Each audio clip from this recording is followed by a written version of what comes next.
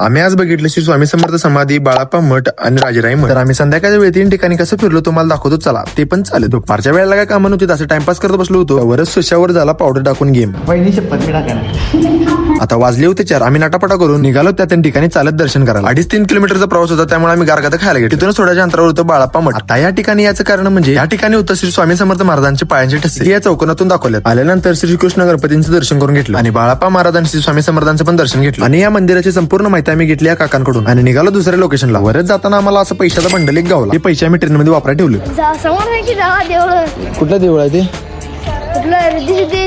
मग आम्ही येऊन पोहोचलो स्वामी समर्थांच्या समाधीपाशी. आल्यानंतर एक वेगळीच ऊर्जा आली. दर्शन केलं आणि मंदिराची संपूर्ण माहिती घेतली या मामांकडून. आता आपलं लास्ट लोकेशन राजेराई म्हटला. निघालो या मॅपच्या दिशेने. तिथे नामाशनी बरोबर सांगायला नाही, आता पण चुकलं.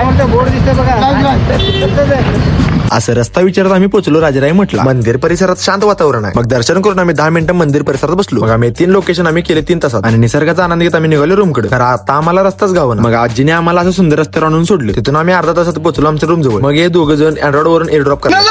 मग किरकोळ मध्ये सेवा करून आपण केला ब्लॉगचा एंड. तर तुम्हाला अक्कलकोट मधली सिरीज कशी वाटली कमेंट मध्ये नक्कीच सांगा. अशाच ब्लॉगसाठी आपल्या पेजला आत्ताच फॉलो करा. भेटूया पुढच्या ब्लॉग मध्ये. चला.